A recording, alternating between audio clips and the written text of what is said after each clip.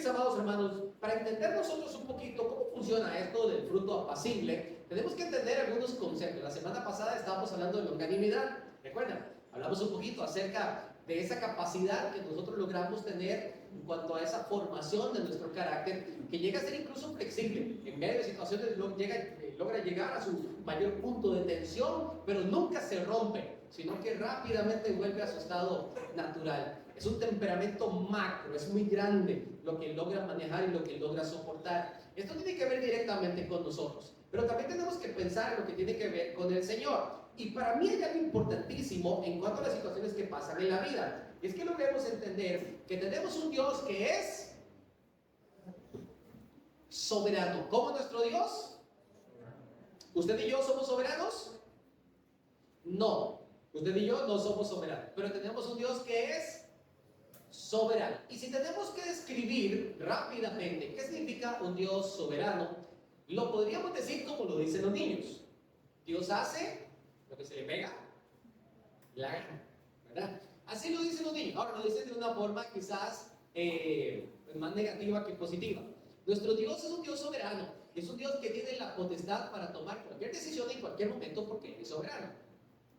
Yo hubiese querido que aquí tuviéramos el clima que hay en Boquerque. Como Dios es soberano, decidió que en Gualaca hiciera calor, a pesar de que aquí en cerquita está el Cerro Hornito, ¿verdad? Muy cerquita, y que allá no hace calor, ¿verdad? Pero Dios es soberano y no es lo que nosotros queremos, es lo que Dios quiere. Y nos tiene aquí para cumplir su plan y su propósito. Nuestro Dios es un Dios soberano. Vean lo que dice Hechos el capítulo 4. Un Dios que hace todas las cosas de manera maravillosa, un Dios poderoso que sabe lo que está haciendo, un Dios que no falla, un Dios que entiende perfectamente todas las circunstancias. Y por eso lo exclamaron así los creyentes del primer siglo, dijeron, y ellos, habiéndolo oído, alzaron unánimes la voz a Dios y dijeron, decimos todos juntos, soberano Señor, tú eres el Dios que hiciste el cielo y la tierra, el mar y todo en ellos hay. Cada uno de nosotros estamos dentro de esta creación que el Señor hizo. Si usted examina esta frase que dijeron estos hermanos, ellos están unánimes, en un mismo sentir, en un mismo ánimo, en una misma mentalidad, exclamando juntos que tienen un Dios que es soberano, soberano. Y lo presenta también como un Dios que es soberano y además un Dios que es creador. ¿Lo notaron?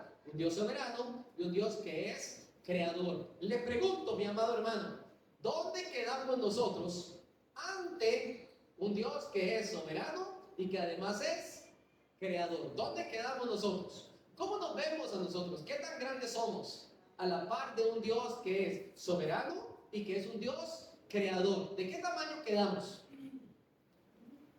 Nuestra presencia sería literalmente insignificante. Insignificante. Les pregunto, ¿por qué la humanidad tiene un ego tan grande si ante un Dios tan poderoso, soberano y creador, nosotros somos insignificantes? ¿Quién nos ha hecho creer que las cosas se tienen que hacer como nosotros decimos? ¿Quién nos ha hecho creer eso? Le pregunto.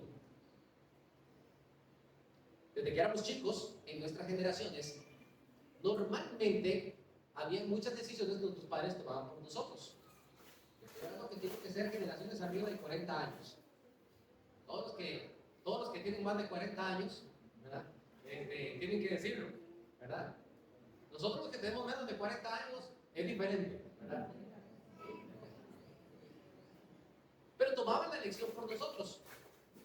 Yo no recuerdo en mi época escolar una sola vez en que me llevaran a escoger mis útiles escolares. Yo no recuerdo ni una sola vez. Yo recuerdo que llegaba mi papá y mi mamá con los útiles escolares.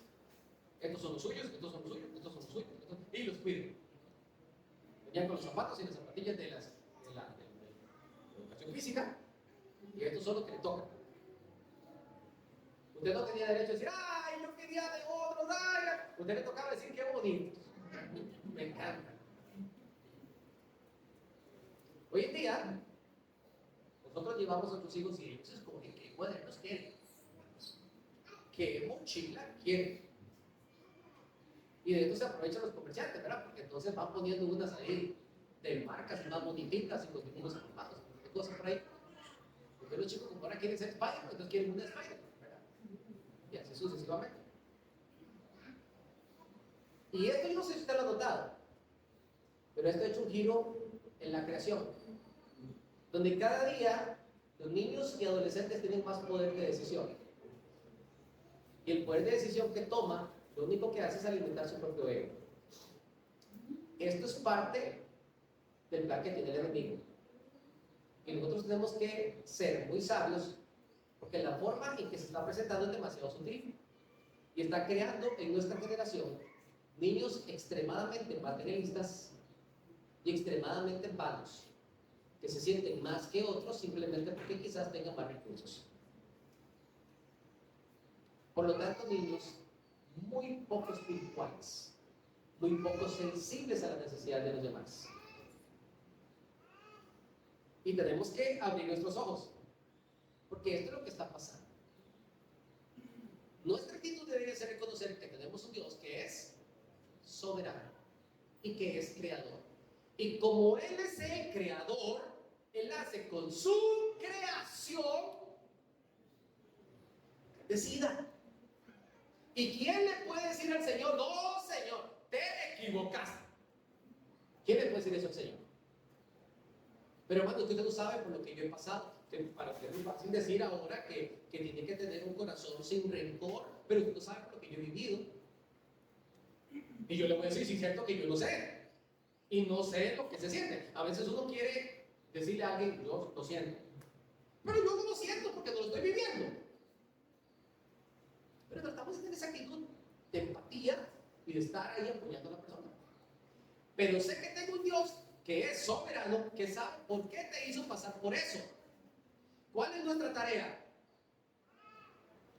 Aprender lo más rápido posible cuál es el plan de Dios para mi vida. Porque le voy a decir una cosa, mi amado hermano. Si nosotros no aprendemos qué es lo que el Señor me está enseñando a través de las circunstancias, ¿sabe lo que el Señor va a tener que hacer? Me lo va a tener que volver a explicar. ¿Y cómo me lo explica el Señor? La primera vez utilizó la prueba A. ¿Qué va a hacer el Señor ahora? Voy con la B. Y si sigo sin entender, y por el contrario paso reclamando y paso peleando contra el Dios soberano, mi creador, ¿qué va a pasar? Viene la C. Y pasaremos toda una vida dando vueltas en el carrusel. ¿Ustedes han visto a los niños? Ahora en el mall ayuda, ¿verdad? ¿Cómo les gusta a los niños montarse ahí por un pesito a dar vueltas en los caballitos? La pregunta del millón es, ¿para dónde van?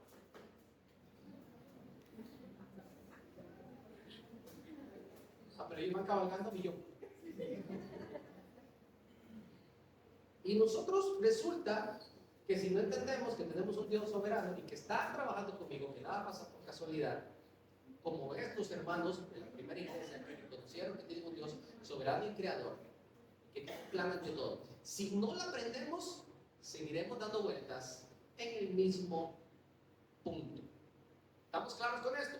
Tenemos un Dios que es soberano y creador. Miren, quiero que vean en el contexto. Versículo 22, allí mismo cerquita de donde estamos leyendo. El versículo anterior, en el versículo 22, dice la Escritura, ya que el hombre en quien se había hecho este milagro de sanidad tenía más de, seguimos hablando de los cuarentones, ¿verdad? De más de 40 años. ¿Qué es lo que está pasando? Viene Pedro y Juan a presentarse al templo de la hermosa en el tiempo de la oración. Y hay un hombre que es cojo de nacimiento. Lo vieron desde el principio del capítulo 3. No sé si ya leyeron este contexto. Al principio del capítulo 3 se nos habla de la curación de un hombre que es cojo de nacimiento. Y en el momento en que este hombre brinca, se levanta pegando brincos a través de la sanidad poderosa que el Señor hizo, dice la Escritura que fijaron sus ojos en él, Pedro y Juan, y que vieron que tenía fe para ser sanado. Y ellos, esperando recibir algo de él, se queda viéndolos y él dice, bueno, no tengo ni oro ni plata, pero lo que tengo te doy en el nombre de Jesús de Nazaret, levántate y anda. Y ese hombre ha pegado brincos. Tenía más de 40 años. Una persona que tiene 40 años es conocido por la generación anterior a él y la posterior a él. Es decir, cualquier persona que tenga 70, 80 años lo conocía. Y casi que todos los muchachos jóvenes lo conocen. Era una persona que todo el mundo le veía pidiendo dinero siempre al frente de la puerta del templo de la Hermosa. Así que dice la escritura que esto fue notorio en todo Jerusalén. Porque este hombre era muy conocido por todos. ¿Cómo le conocían en Jerusalén? ¿Saben bien cómo le conocían en Jerusalén, verdad? ¿El cómo? Posiblemente. Ahora, fue tan grande este milagro que la gente se agolpó y Pedro comenzó a predicar efusivamente del poder del Señor. Tanto fue el alboroto que se convirtieron más de 5,000 personas. El versículo 4, capítulo 4 lo dice. Se convirtieron más de 5,000 personas en Jerusalén. Así que los principales sacerdotes y los fariseos no podían dejar eso así quieto y los agarraron y los llevaron presos. No les podían hacer mayor cosa porque tenía a toda la multitud viendo el milagro y este hombre de más de 40 años que no se despegaba de ellos por agradecimiento a lo que había pasado. Así que tuvieron que amenazarlos y una vez que los amenazaron, tuvieron que dejarlos ir. Y cuando ellos llegan a la iglesia, les contaron todas las maravillas de las cosas que Dios había hecho. Y entonces todos unánimes alzaron la voz y glorificaron al Señor y dijeron: Dios soberano, creador del cielo, la tierra, el mar y todo lo que en ello hay. Pero déjame decirle, mi amado hermano, lo que aquí está sucediendo es mucho más que solo un milagro. Aquí está pasando algo más que solamente un milagro. Un hombre tiene que ser conocido por toda la región y tiene que pasar más de 40 años viviendo en una limitación física que en aquellos tiempos era caótica. Hoy en día, tener una limitación física tiene un poquitito, no sé, ¿cómo le digo? Es un poquito más fácil y más llevadero. Porque hoy en día tenemos el avance médico, ¿verdad? Hoy en día existen prótesis para manos, piernas. Sí, usted me verá, no es exactamente igual, pero hay, obviamente existen prótesis dentales, existen prótesis para los ojos. Hoy en día hacen para la nariz, hacen reconstrucciones. Hoy en día existe un montón de cosas para lograr llevar la vida lo más normal posible. En los tiempos bíblicos no. De hecho, la gente veía a un cojo de nacimiento, a un ciego de nacimiento, a un sordo de nacimiento, y la gente se preguntaba y decía: ¿quién sabe qué hizo? ¿O quién sabe qué hicieron sus padres? Porque por algo está como está. En los tiempos bíblicos, una persona como esta no tenía derecho a trabajar. No tenía derecho ni siquiera a presentarse ante el sacerdote y los demás por sus condiciones físicas. Era una persona que tenía que vivir de la, no sé, limosna que le dieron los demás. Su vida literalmente era un caos. Y usted me dirá: hermano, ¿qué Dios más injusto? ¿Cómo es posible que haga pasar a un hombre 40 años por esta circunstancia? ¿Cuántos años sufrió aquella mujer del flujo de sangre? ¿Se acuerdan? 18 años, ya era mayor de edad. Ya tenía licencia. 18 años padeciendo una enfermedad. ¿Se acuerdan de aquel hombre también paralítico que deseaba entrar a las aguas cuando el ángel la movía? A veces nosotros no entendemos por qué pasan cosas por tanto tiempo. Pero Dios tiene un plan perfecto.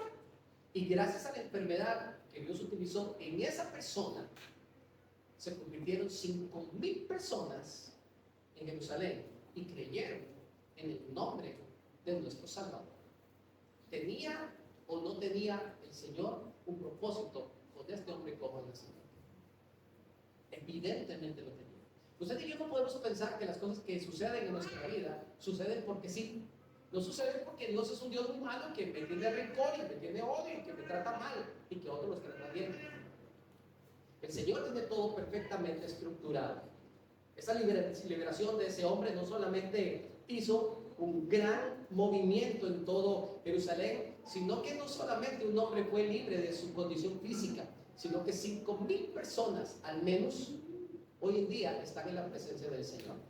Gracias al padecimiento de un hombre que no tenía ni idea hasta dónde Dios le iba a usar. Número 2, un Dios soberano nos hace pasar por cosas que logran transformar nuestras mentes. Usted y yo en una situación similar a la que estaban pasando los apóstoles en ese momento, no sé quizás cómo hubiésemos reaccionado, pero imagínese usted lo que es orar por una persona y ver con sus propios ojos levantarse y comenzar a brincar después de haber sido cojo toda la vida. Sentiríamos quizás sumamente contentos o llenos de júbilo. Comenzamos a predicar y vemos a la gente llorando, decidiendo entregar su vida a Cristo, decidiendo seguir a Cristo. Pero vienen las autoridades como si hubiésemos hecho algo malo y nos agarran y nos meten a la cárcel.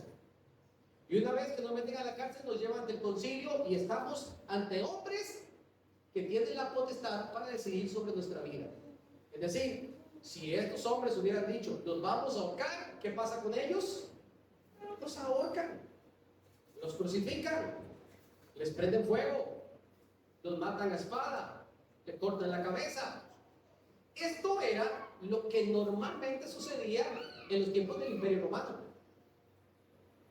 Y estos hombres, en medio de esa presión que están teniendo, dice la Escritura en el versículo 17, estoy en el capítulo 4 todavía, versículo 17, sin embargo, para que no se divulgue más entre el pueblo, esto es lo que está deliberando en sí el concilio, amenacémosles para que no hablen de aquí en adelante a hombre alguno en este nombre. ¿En cuál nombre estaban ellos hablando?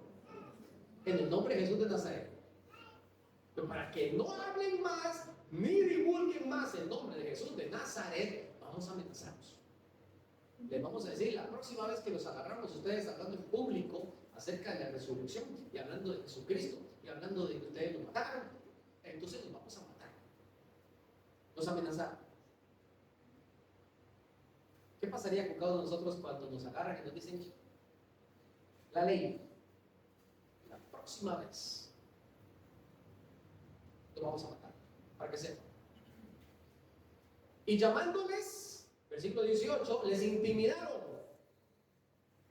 Les intimaron que en ninguna manera hablasen ni enseñasen en el nombre de Jesús. Versículo 19.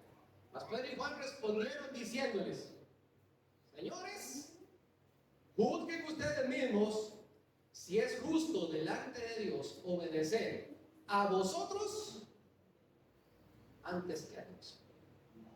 Esto solamente lo puede decir una persona con una mente reformada, donde les está diciendo a las autoridades: miren, yo no sé ustedes, amenácenme todo lo que quiera, máteme cuantas veces usted quiera matarme, pero yo quiero que usted sepa algo. Yo voy a obedecer a Dios antes que a cualquier otro.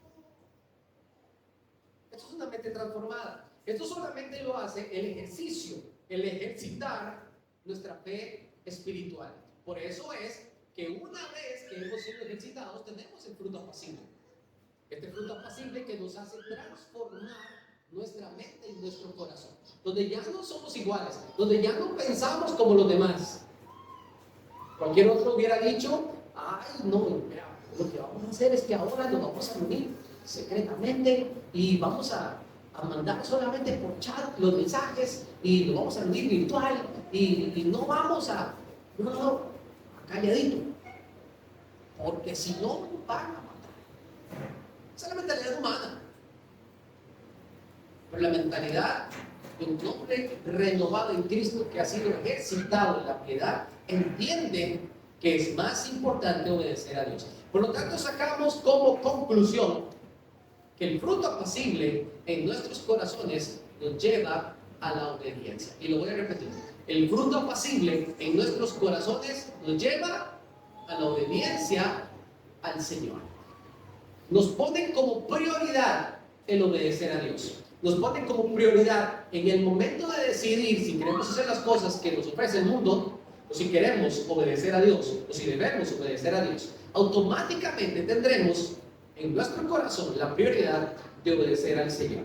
Y terminamos entonces con lo que leímos en el versículo 24. Nuestro Dios es un Dios creador y soberano. Ya lo leímos claramente. Y es una exclamación porque ellos han entendido que todo lo que venía pasando en Jerusalén no es más que el resultado del plan perfecto que Dios tiene. Cuando usted y yo, mi amado hermano, entendamos que nuestro Dios es el creador y que puede hacer con sus criaturas lo que Él desea, entonces vamos a comenzar a tener un poquito más un corazón apacible. Vamos a decirle: Señor, yo entiendo ahora que tú tienes el plan. No entiendo cuál es el plan. Si usted lo entiende, genial. Si ya lo comprende, genial. Si no lo entiende, le tienes que decir: bueno, Señor, yo aún no entiendo lo que estás haciendo, pero sé que me estás volteando. Tú estás trabajando en mi mente. Tú estás trabajando en mi corazón. Es probable que de salida usted y yo entendamos. Por ejemplo, si yo me quedo sin trabajo, ¿qué me está diciendo el Señor a mí? Al menos me está diciendo: número uno, tu confianza no está en el dinero. Tu confianza está en el Señor. Por eso es que los creyentes no jugamos ni números, ni bingo, ni chance, ni lotería, ni la tica. No jugamos esas cosas. ¿Por qué? Porque mi confianza no está en las cosas de este mundo. Mi confianza está en aquel que me provee. ¿Quién es el que me provee? Es el Señor. Sí, que utiliza el trabajo, por supuesto que sí, pero también te da las fuerzas, te da la energía, te da la capacidad, te da la inteligencia. Todo viene de Él. Así que si yo me quedo sin trabajo, lo primero que yo tengo que pensar: número uno, mi dependencia viene del Señor.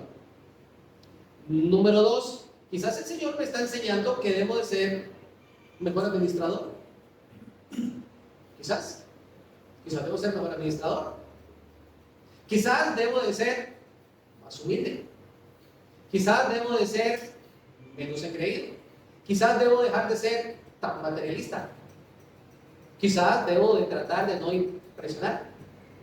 Si perdí el trabajo por una situación en el trabajo, tal vez yo debo ser más sociable. Tal vez, me explico, no sé qué más pensar, pero Dios está trabajando en mí. Y lo que decidió fue el trabajo. Pero necesitamos estar totalmente conscientes de que Dios sí tiene un plan. Si entendemos ya ese plan, genial. Voy trabajando en esa dirección. Si no lo entiendo, le repito, cada minuto cuenta. Cada minuto. Entre más pruebas estoy pasando, más tiempo tengo que pasar con el Señor. Quizás el trabajo te quitaba demasiado tiempo y no pasabas tiempo con el Señor. Ahora tienes tiempo para pasar con el Señor. Tienes tiempo para compartir con tus hijos. Tienes tiempo para compartir con tu familia. El Señor está trabajando en su sabiduría por cada uno de nosotros. Ahora, el proceso que Él utiliza, obviamente, para el fruto apacible, siempre van a ser las tribulaciones. Es la manera en que Él está trabajando con nosotros. Ya nos lo dijo desde que lo vimos allá en el libro de Hebreos, el capítulo 12. Ahora, el proceso para el fruto apacible van a ser las tribulaciones. Vean lo que dice Hechos, el capítulo 20, versículo 23. Salvo que el Espíritu Santo, está hablando Pablo, por todas las ciudades me da testimonio. ¿Y qué le dice? Que me esperan prisiones y tribulaciones. Vean, nosotros a veces nos quejamos por gusto. Yo le voy a decir la verdad, a veces nosotros nos quejamos por gusto. ¿Qué hombre en los tiempos bíblicos, y ni hablar de los tiempos modernos, puede decir que tenía la integridad del apóstol Pablo?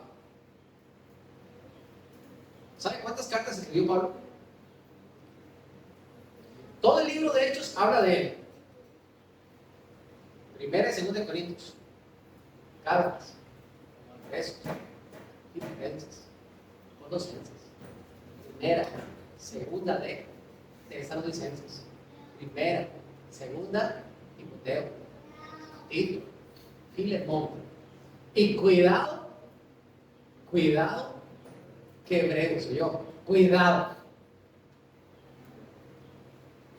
¿Y qué le dice el Espíritu Santo a Pablo? Que está sirviendo a tiempo completo al Señor. Que hablaba cara a cara con el Señor. Porque hablaba cara a cara con el Señor. Que fue discipulado por el Señor Jesucristo en el desierto. Pero el Espíritu todavía le decía, mire Pablito, déjeme decirle que vas a ir allá a Filipos y no te va a ir muy bien. Allá te van a dar una linchera y te van a meter a la cárcel. ¿Yo? Cuando llegues allá a Atenas te va a pasar lo mismo. Cuando llegues allá y cada una de las ciudades, solamente que te digo, te esperan prisiones y tribulaciones. Si Pablo necesitaba pasar por tribulaciones, le pregunto, ¿la iglesia moderna necesita pasar por tribulaciones, sí o no? Yo no sé en qué momento el Señor nos bajó la llama. Oye, yo no sé en qué momento nos bajó la llama. Ya el Señor no nos pasa por las tribulaciones que pasaba Pablo. Cuando, por cierto, dice que es el versículo hoy en día más famoso. ¿Cuál es el versículo más famoso? Filipenses 4:13. Todo por Cristo que me fortalece. Y lo decimos desde el verso, ¿verdad? Filipenses 4:13. Todo por Cristo que me fortalece, ¿verdad? Y nosotros lo utilizamos como un eslogan. Pablo no lo utilizaba como un eslogan. Pablo decía la verdad. Sé vivir en abundancia como sé vivir en escasez. Por todo y en todo he sido enseñado, dijo Pablo. Así que todo lo puedo de Cristo que me fortalece. Y hablaba de naufragios. Y hablaba de las palizas que le daban con los azotes. Hablaba de prisiones. Hablaba de ser mordido por víboras. ¿Me explico? O sea, Pablo tenía un currículum de tribulación y sufrimiento como ninguno de nosotros podemos entender. Y cuando hablamos del Señor Jesucristo, el libro de Isaías lo describe como un varón de dolores, experimentado en quebranto. Pero nosotros no queremos que nos pase nada. Y nos enojamos con el Señor, Dios soberano, creador del cielo y la tierra, el mar y todo lo que en ellos hay, cada vez que las cosas no salen como yo quiero. A veces somos un poquito más mimados de la cuenta, mis amados hermanos.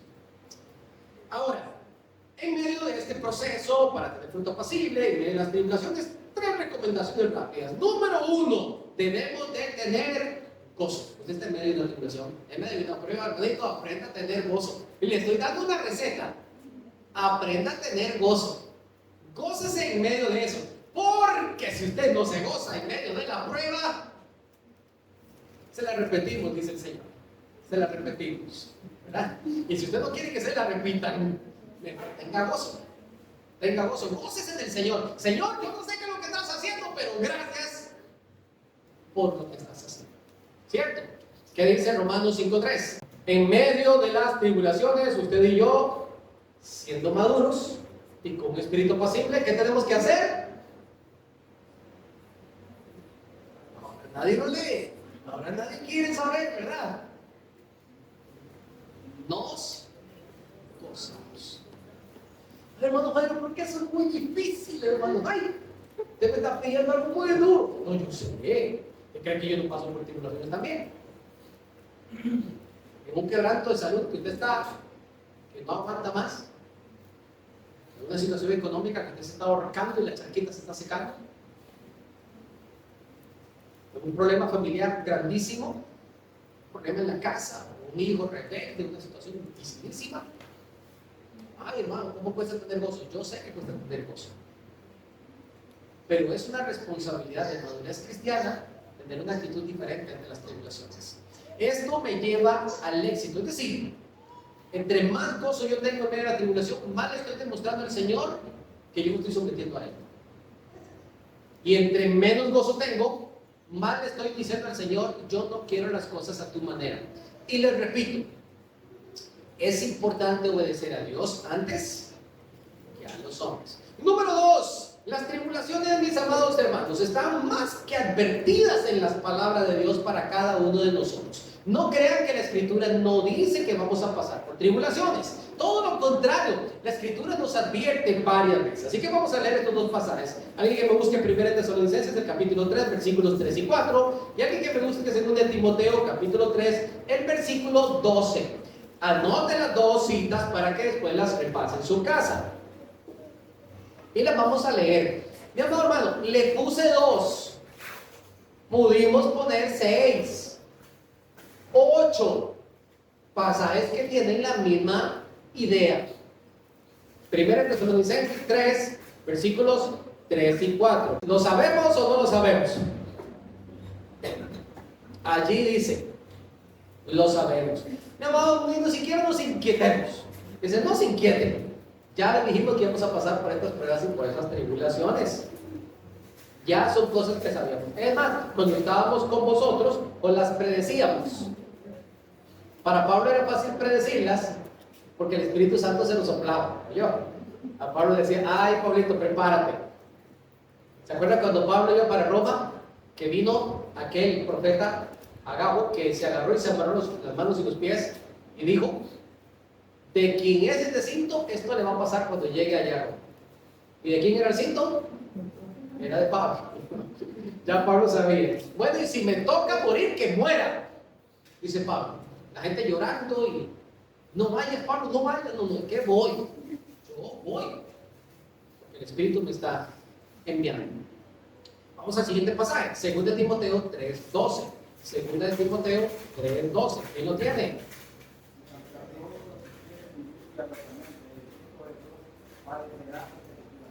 Gracias. Dice el versículo, y también a todos los que quieren vivir, ¿cómo? No alocadamente, no haciendo lo que quieran,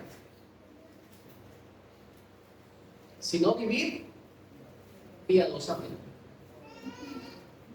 Amado hermano, una vida piadosa está muy lejos de hacer lo que yo quiero hacer, humanamente y en mi carne hablando.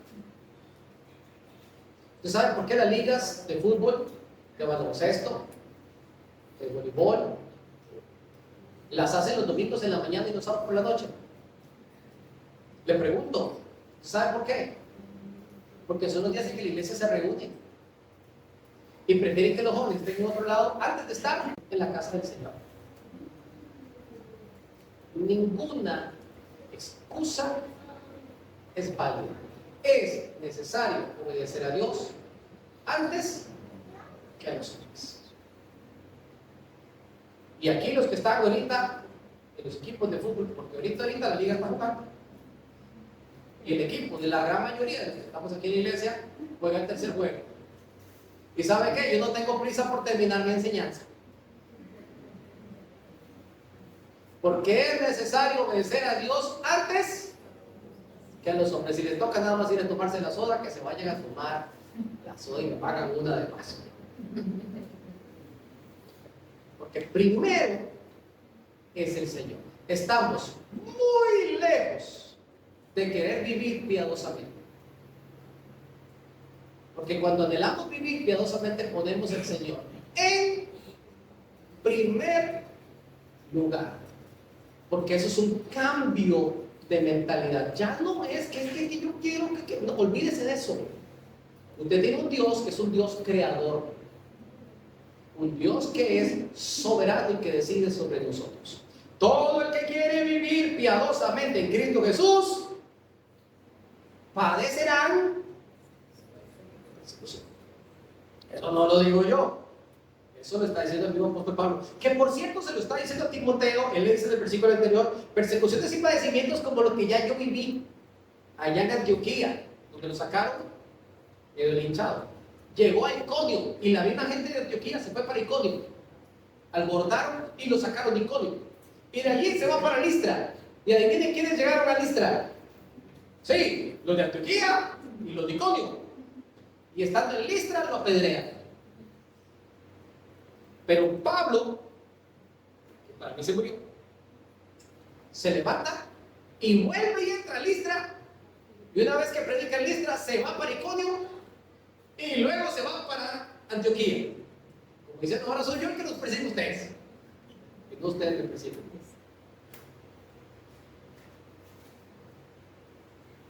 Así que muy bien, las escrituras nos advierten. Ahora, un punto muy bueno y muy interesante de por qué usted y yo pasamos tribulaciones.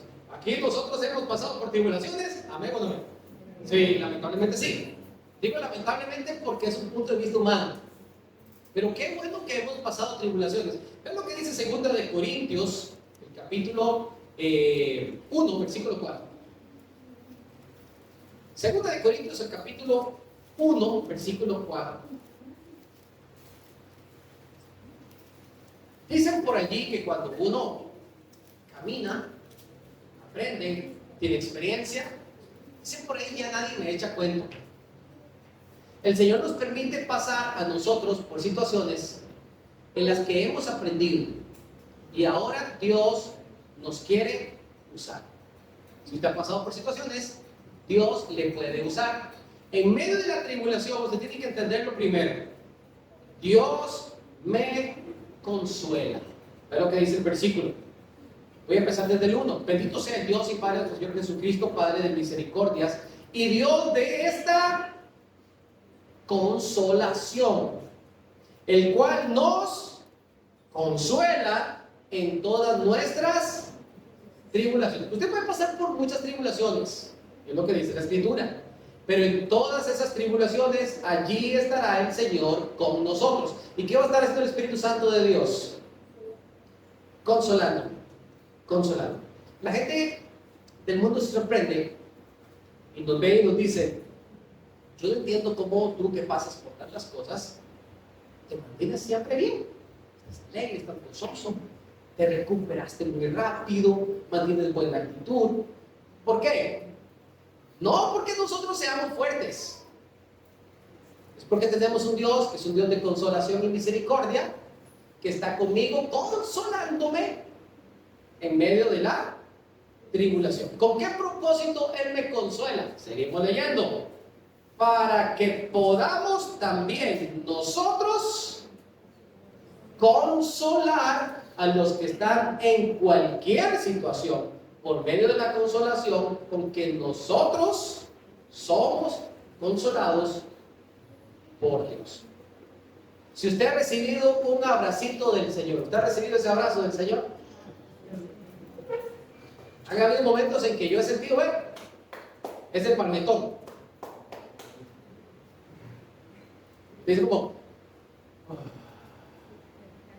y comienzas a sentirte mejor. Oye, a veces el mundo lo revuelca a uno y el diablo comienza a cruzar. Te sientes fatal. Y viene el Señor, te consuela. Estás pasando por una crisis terrible emocional. Cuidemos nuestra salud emocional, hermanos. No descuide su salud emocional. Es tan importante estar siempre gozosos, regocijados en el Señor siempre. Cuidado, porque esto de la depresión, de la ansiedad, del estrés, no es un juego. No es un juego. Nos altera por completo. Así que nos consolamos del Señor en medio de esa situación y comenzamos a sentirnos fuertes. Ya mi espíritu no está decaído, ya mi semblante no es el mismo y comienzo a tener gozo en mi corazón. Y como yo pasé por esto, cuando veo a una persona que está pasando por ese momento de dolor, ansiedad, tribulación, yo puedo acercarme a esa persona y consolarle también con la misma consolación que el Señor trabajó conmigo. Somos instrumentos útiles en el Señor. Algo que me sorprendió de la reacción que tuvieron los apóstoles cuando fueron amenazados fue esa mente transformada. Y quiero que hablemos un poquito de esto. El Señor quiere una mente renovada en cada uno de nosotros. La idea de tener una mente renovada es que podamos asumir las cosas de una manera diferente. Es decir, ahora vemos las cosas con conocimiento de causa. Ahora podemos hablar de las cosas con propiedad. Ahora entendemos que Dios es soberano y que Él hace las cosas con su poder y con su gracia de la mejor manera, pensando en cosas para mi propio bien. Como yo veo las cosas ahora diferente, mi mente ya no está en una actitud de queja. Ahora mi mente está en una actitud de quiero entender lo que Dios está haciendo y mientras tanto quiero tener gozo. Mientras confío y descanso en el plan perfecto del Señor. Es decir, asumo las cosas de una manera diferente. Logramos entender que Dios tiene un plan perfecto y prefiero seguir el plan de Dios y no una vida mundanal. Eso es tener una mente renovada. Como tengo una mente renovada, necesito alimentarme cada día más del Señor. Y lo entiendo, yo lo entiendo. Necesito alimentarme más del Señor. Y les voy a decir una cosa. Entre más usted conoce del Señor, más necesidad tiene de alimentarse del Señor. Uno nunca debería decir, ya yo conozco todo, ya yo lo sé todo, me siento bien así. No, es todo lo contrario. Entre más comienzas a conocer las profundidades del Señor, más pequeño te ves. Eso debería ser lo correcto. Y por supuesto, cuando tengo una mente renovada, yo decido obedecer. Yo decido obedecer. Vamos a leer este pasaje en Efesios el capítulo 4, versículos del 17 al 24. Efesios el capítulo 4, versículos del 17 al 24, me dije, ¿verdad? Sí. Efesios 4, 17 al 24. Digo pues, digo, y requiero en el Señor. Número 1, que ya no andéis como los otros gentiles, que andan en la vanidad de su mente, teniendo el entendimiento entenebrecido, ajenos a la vida de Dios por la ignorancia que en ellos hay, por la dureza de su corazón, los cuales, después que perdieron toda sensibilidad, se entregaron a la lascivia para cometer con avidez toda clase de impureza. Mas vosotros no habéis aprendido así de Cristo. Si en verdad le habéis oído y habéis sido por él enseñados conforme a la verdad que está en Jesús, en cuanto a la pasada manera de vivir, despojaos del mismo hombre, que está viciado conforme a deseos engañosos, y renovaos en el espíritu de vuestra mente, y vestidos del nuevo hombre, creado según Dios en la justicia y santidad de la fe. Aquí hay 3 puntos importantes que quiero que notemos, porque ya tenemos que tener una mentalidad diferente. Número 1, tenemos una mentalidad diferente porque ya hemos salido de la ignorancia. Dice la Escritura que no podemos andar como los demás gentiles que andan en ignorancia. Lo acabamos de leer en el versículo 17 y 18. No podemos andar igual que ellos. No podemos pensar igual que ellos. No podemos reaccionar igual que ellos. Y les repito, esto creo que lo hablé más con los jóvenes. No es un asunto de reprimir, es un asunto de cambiar la mentalidad. Nosotros tenemos que comenzar a detestar las cosas malas y comenzar a amar las cosas buenas. No es solamente reprimirme a mí mismo. Es un asunto de amar lo que Dios ama y de unirme a su plan perfecto. Hemos salido de la ignorancia. Ya no hacemos las cosas como el mundo las hace. De hecho, el pasaje dice de manera directa que hemos aprendido de Cristo. Hemos aprendido de Cristo. Nosotros no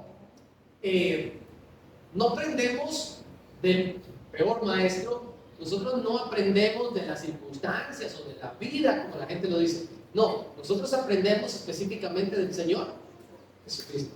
Es de Él que estamos aprendiendo. Es a Él que tenemos que buscar. Es a Él que tenemos nosotros que rendirnos. Y el objetivo es renovar el espíritu de nuestra mente. Hay algo curioso en el pasaje de Efesios 4. Dice el versículo 18, hablando de que tienen el entendimiento entenebrecido, viene una frase que me encanta, que es ajenos de la vida de Dios. Ajenos de la vida de Dios. Es decir, lo que sucede con Dios, esto es otro tema. Eso no tiene que ver conmigo. Eso es ajeno. Eso es prohibido. Esto lo asumen por la ignorancia que en ellos hay, dice la Escritura. Entre más nosotros tenemos a Dios cerquita, más vamos renovando nuestra mente. Entre más quiero llevar una vida lejos del Señor, entonces más corrompo mi mente y mi corazón. ¿Y cuál es el resultado? Dice el versículo 19 que número 1, se pierde toda sensibilidad. Ya todo me da igual. Pierdo toda sensibilidad, no me importa nada. Cuando a usted no le importa nada, solamente le importa un temido. Que no le importa nada más. Solo le importa agradarse a un temido. Se pierde toda sensibilidad y obviamente sensibilidad espiritual es lo primero que se pierde. Número 2. Uno se entrega directamente a la lascivia. Incluso dice que logramos cometer con avidez toda clase de impureza. Se vuelve un experto, profesional en el pecado. Ajá. Más vosotros no habéis aprendido así. La idea no es que entremos en un retroceso, es que vayamos creciendo. Y esto solamente lo vamos a hacer cuando somos despojados de la pasada manera de vivir. Nuestro hombre interior normalmente va a estar viciado conforme a deseos engañosos y tenemos que hacerlo morir y renovar nuestra mente por completo.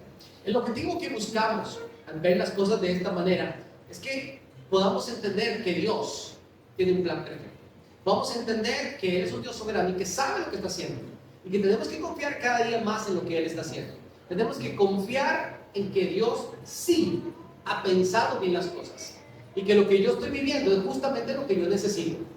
Yo necesito mi situación económica, yo necesito mi situación de familia, yo necesito mis problemas en el trabajo, yo necesito todas las cosas que estoy viviendo. Si usted está luchando con una enfermedad, usted lo necesita. Y tenga gozo en medio de ello. Y clame al Señor y busque al Señor. Y en vez de pelear nosotros con el Creador, tenemos que aprender a ser sumisos. Eso se llama un corazón apacible. Que el Señor nos dirija, que el Señor nos ayude y nos fortalezca cada día con sabiduría de lo alto para someternos ante la poderosa mano de nuestro Señor. Acompáñenme en oración.